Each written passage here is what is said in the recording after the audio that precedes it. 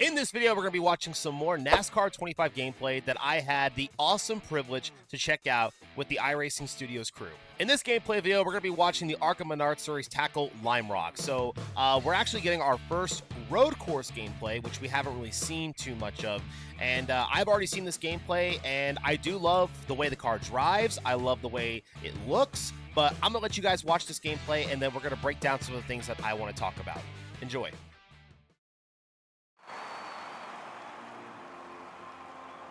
Let's go trackside now for the command to start this ARCA Menard Series race. Drivers, start your engines! Flip the switch, time to go.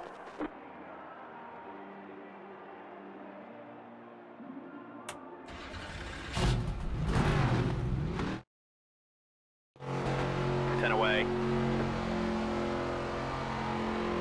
Green, green. Left side.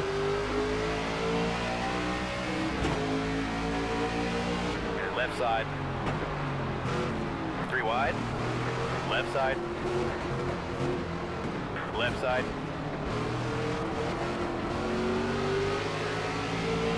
Left side. Clear left. Left side.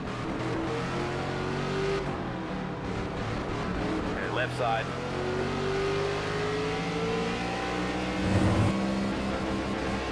Left side. Right side. Clear right. Clear left. Left side. Clear left. Left side. Clear left.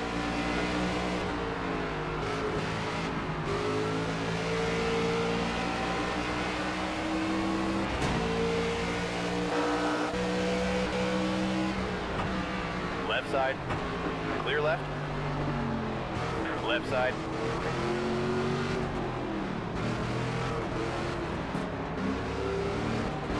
clear left, right side, clear right,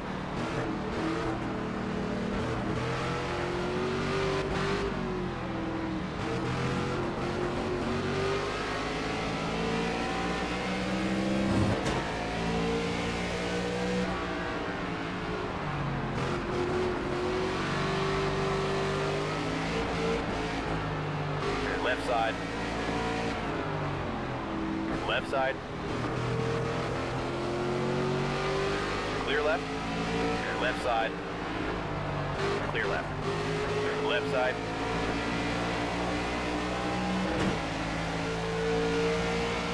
left side,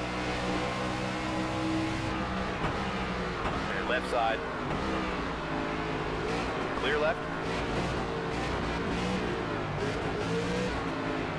left side, clear left, clear left, left side, clear left.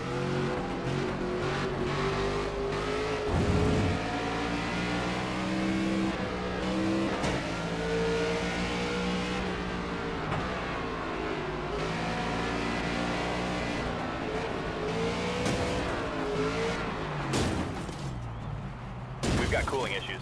The yellow's out. Pit road's open this time. You okay with this? Get up on the wall now, we're coming.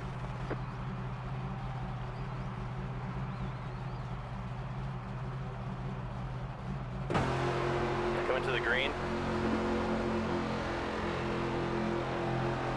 Be ready now. Green, green, green. Left side. Clear left. Left side. Clear left.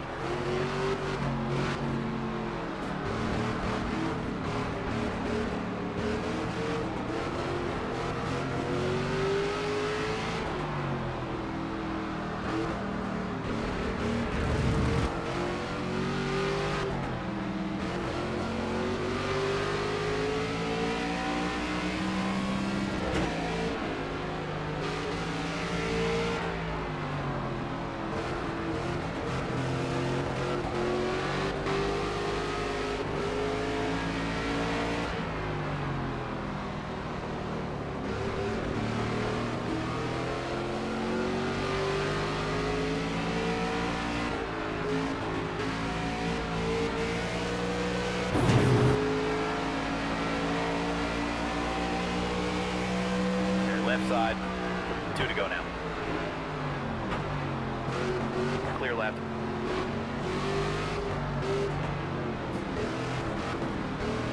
Right side. Clear right.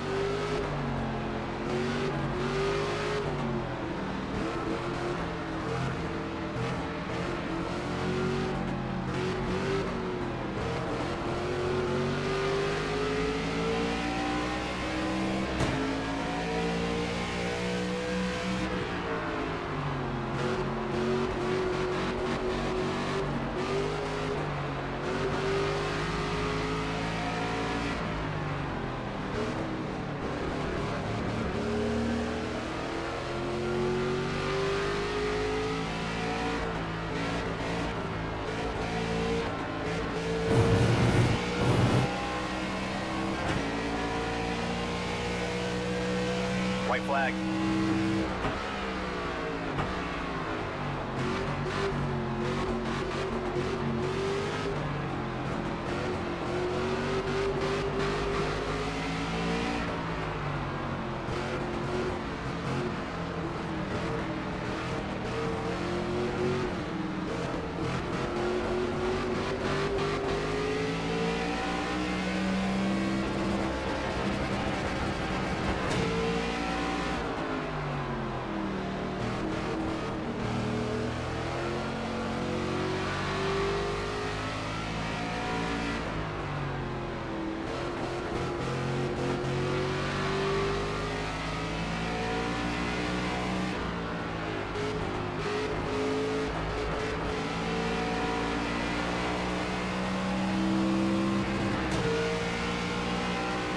Keep your chin up, driver. We'll get things turned around.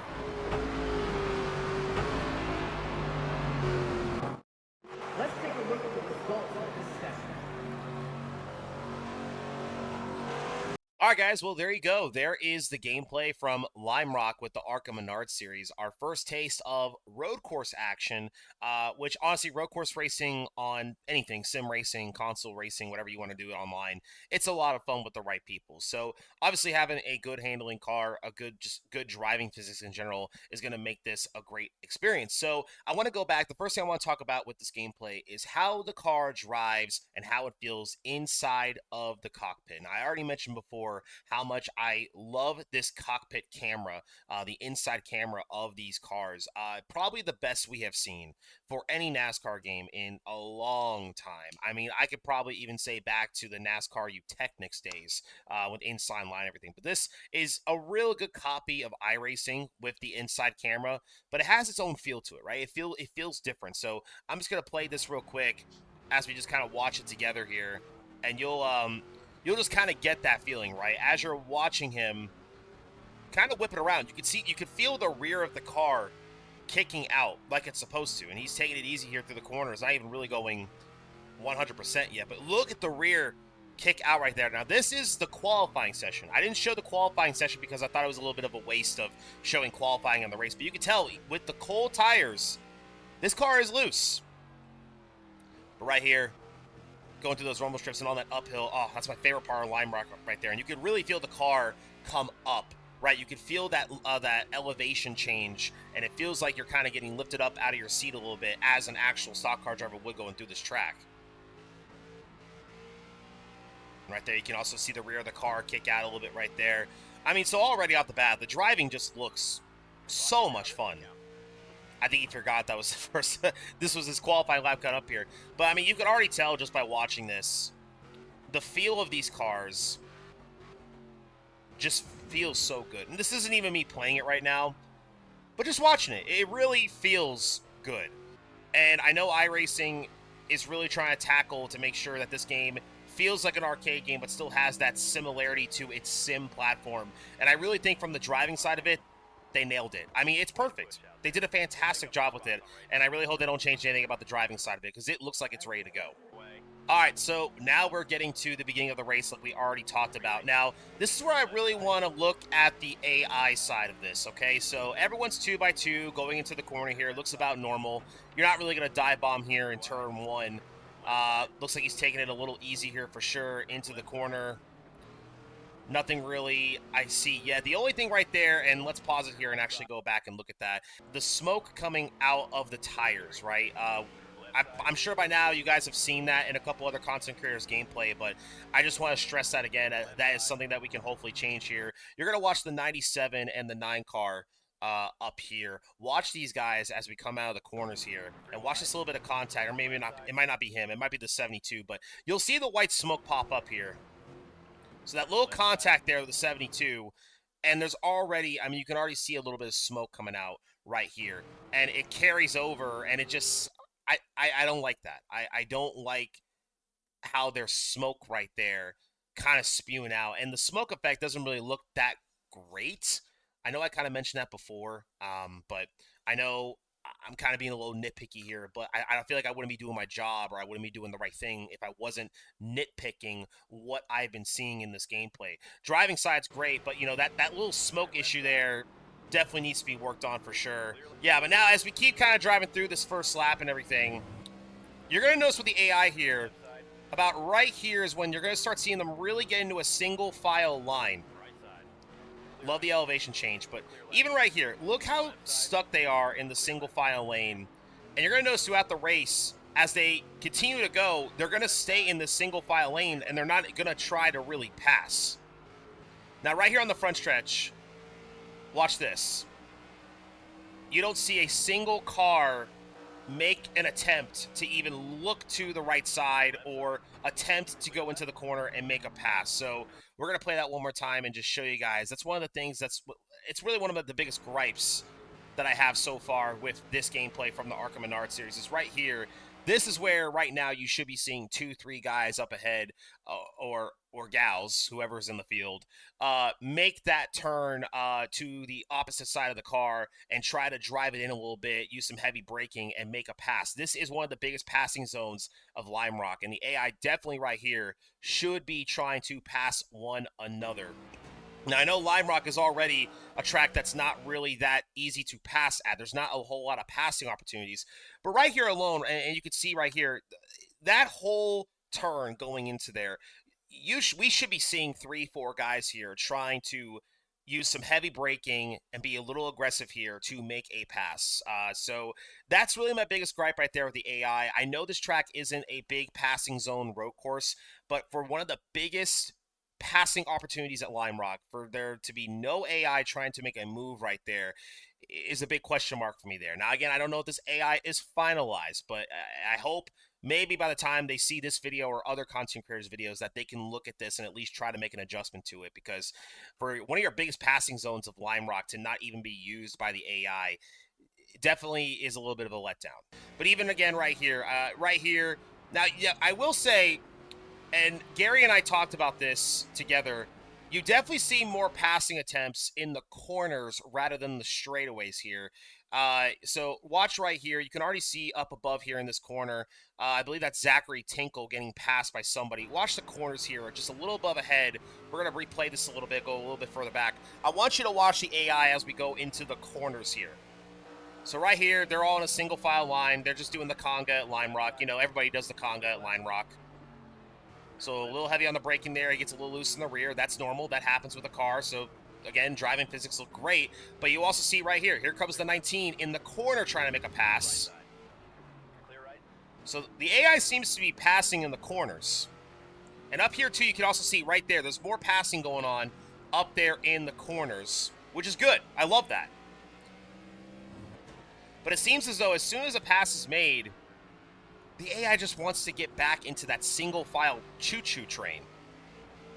Love that elevation. Ooh, hang on to it. All right, next we're going to talk about the big crash that happens here. Now, if my memory is not mistaken, I was told that damage was on for this race. You will definitely see the damage pop up on the little car thing that shows the engine's red, the radiator's gone, and everything.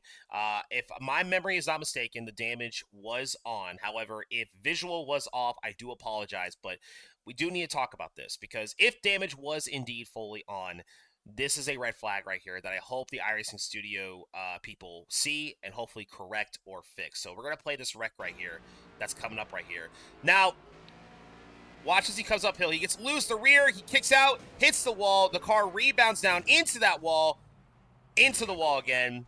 Some smoke there. Caution is out. And then here is your damage right here. So obviously right over here, aero damage is at 46, the engine is at 83, your oil temp is at 153, the radiator is at 0. Really love how accurate the damage is compared to where he did hit the wall. Left front got killed a little bit with the driver's side on that first impact, and then he went across the track and hit head on into that wall, which made it red. He rebounds and hits the rear of the car a little bit, which made it yellow, not red, and then came back down here again, which ultimately killed the radiator and whatnot. So let's talk about this, right? So I want to say right now that the actual wreck, the wreck that processed here, the way the car hits the wall and comes back across the track was very realistic. Yeah, so I mean right here, you're going to see him right here. He's going to hit that guardrail right there, and then he's going to come back across the track and hit that wall, which is a very accurate rebound. And then right here, I don't think he's really even on the throttle. The car is just still carrying its momentum, hits that guardrail again. Now, from a wreck standpoint, like I mentioned before, I feel like the physics of the wreck are almost close to perfect. My biggest gripe about this is where's the hood damage? Because even if the damage doesn't fly off the car, that hood should be covering up like most of my driver hood. Like I shouldn't be able to see out of that windshield whatsoever. And maybe a little detail here, but I would love to see some smoke spewing out from under the car. I mean, my radiator is at 0. There should be some smoke coming up from the top of the car and everything. Now, again, like I mentioned before, if damage was indeed off, I do apologize. But if damage is on, we're raising a good point that hopefully will get brought up. But maybe it would all just get figured out and everything. But to my knowledge, damage was indeed on. So I did want to talk about that. Physics of the wreck, 100%. Visual damage and what the damage is supposed to look like a 2 out of 10. So once again, damage model definitely needs some work. However, internally and where the damage is supposed to go seems to be 100% ready to go. But from a visual standpoint, it definitely needs a lot more work. So once again, here we're on the restart after the big crash. 32 seconds of damage. Looks like the car is still running. But right there, once again, the AI just seems to get bumper to bumper, like super close to each other, and really not try to make any passing attempts whatsoever. Now, I know a lot of people are also going to say too, well, this is the ARCA Menard series. Why is the whole field not spread out a bunch? Because some of these cars should definitely be way off the pace. And I was even kind of telling myself that too as I was watching this gameplay. I think iRacing Studios definitely understands that some of these cars may not be the fastest cars out there in the field, but I also think from a perspective for not only the teams, the drivers, and the sponsors, I don't think they want to see their car running 50 seconds off the pace and all that. That doesn't mean I think these cars are going to go up there and win races or run third when they should be like 5 laps down, but I don't think you want them to be that way off the pace for a lot of different reasons. Now, if you ask me, I wish the AI, especially for what the drivers are and what teams they run for, equipment-wise and everything, I wish they were a lot further back already, considering this is the ARCA Menard series. But I do understand why they didn't want to do that for other reasons, and he actually almost lost it again right there. Yeah, and again right here, like the AI just really doesn't seem to want to try and make a passing attempt and all that. I am a huge sucker for that elevation change and how it feels in the cockpit. It really does feel awesome. Like, I'm not even playing it, and I already kind of can tell that the driving side of it feels really great. It does look great from a driving side. It just seems like iRacing Studios has a little bit more to fix when it comes to the AI, the damage model. Some of those things that aren't really the most, it's not the top of the list, like, hey, that needs to get done for this game to be successful. But to me, and to what I think is a lot of the NASCAR gaming community, those are the little things that really make a game rise to the top eventually. So I really hope those things do get worked on pretty soon. All right, guys, well, that's going to do it for our NASCAR 25 gameplay from Lime Rock with the ARCA Menard series. Let me know down below what you think about the AI, the crash physics, how the game feels, how the game drives. Let me know if you're going to be buying it. You know I'll definitely be buying it day one, especially for my videos and streams, but I would love to hear your guys' feedback in the comments below. Thank you so much for all the love. Make sure to leave a like and comment and hit that subscribe button. I'll see you guys in the next video.